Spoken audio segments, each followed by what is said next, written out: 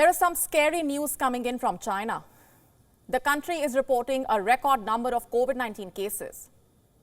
By record, I mean the highest since the start of the pandemic. Like I said, it's scary, and it comes with global implications. On Wednesday, China reported 31,444 locally transmitted cases. The previous record was 29,317, which was recorded in April this year. As I speak, numerous Chinese cities are reporting outbreaks: Guangzhou, Chongqing, Chengdu, Jinan, Beijing, Lanzhou. In fact, the capital city has come to a standstill. Parks have been closed, museums have been shut. Shanghai has also tightened the COVID-19 restrictions. Those coming into the city are not allowed to visit the shopping malls or the restaurants within 5 days of arrival. In many other cities, shops, restaurants, schools have been closed. China has 31 province-level regions, and nearly all of them are reporting fresh cases. Is this a new wave? What else explains the resurgence of infections? That too nearly 3 years after the pandemic emerged in China.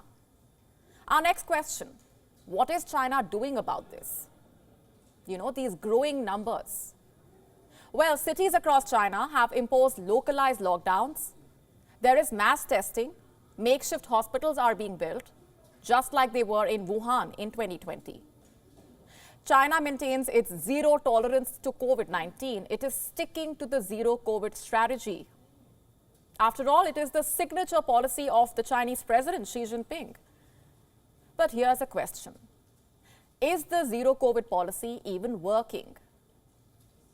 China, for that matter, has been pushing its mega cities into lockdowns that have gone on for months now.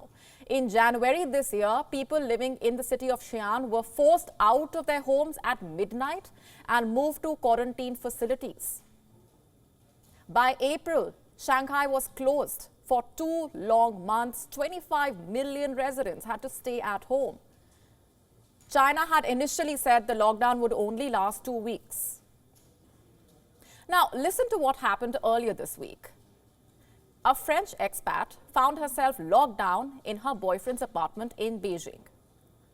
One of his neighbors tested positive, so the entire building was locked down. The woman told a news agency, "Every time we go to sleep, we are not sure whether the next morning we will be trapped in our own apartment." This is what Beijing looks like right now. It's a cauldron of dread and fatigue.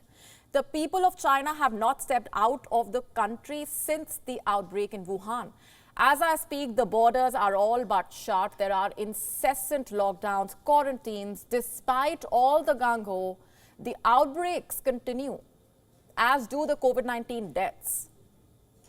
Beijing, for example, recorded another COVID-19 death on Wednesday itself. It is the 4th since the weekend. And as for the infections, it is recording 1,000 plus daily. On Wednesday, the figure stood at 1,648. So, will one be wrong in saying that China's zero COVID policy has failed? Think about it. The numbers for sure are pointing at that direction. The people are also frustrated. Beijing residents say there is a delay in getting essentials like groceries delivered because of the sheer volume of the orders. Some say they know people who have exhausted all their savings because of being forced to stay at home. As I speak, spas, salons, other non-essential services remain closed. Factories are operating in closed-loop system, with the workers being asked to stay on site. But the arrangement is not really working. Yesterday, we told you what's happening in China's biggest iPhone factory. Protests have erupted. Workers are confronting the police and the local authorities.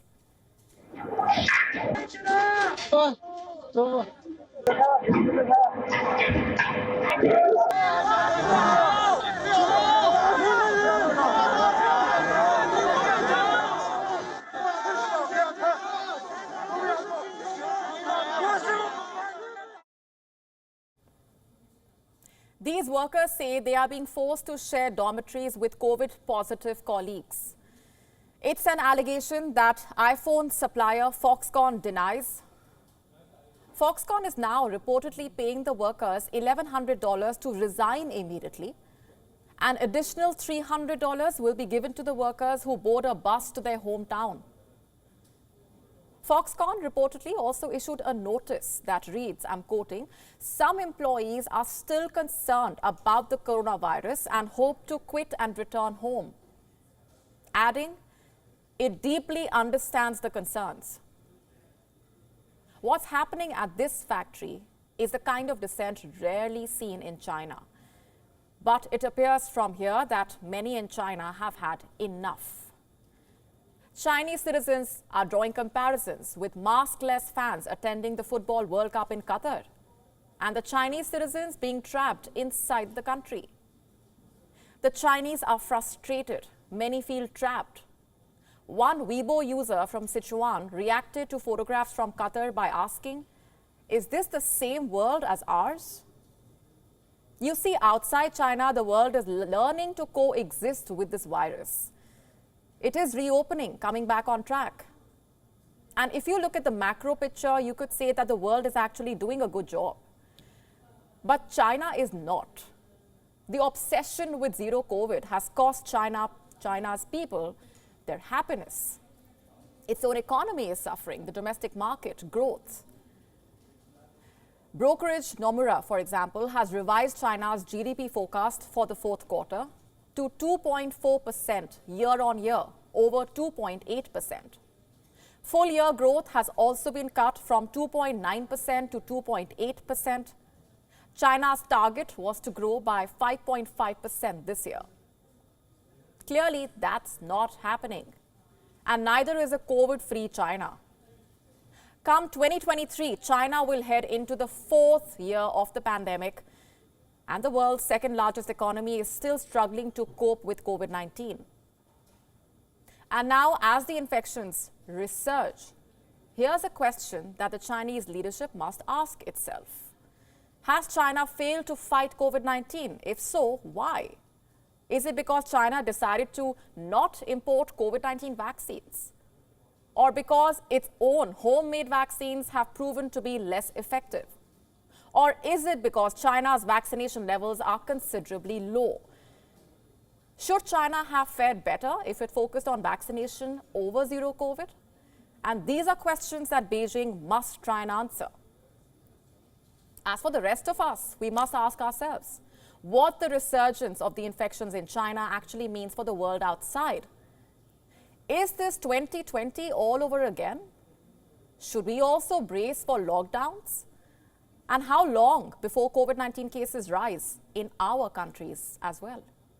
WION now available in your country. Download the app now. Get all the news on the move.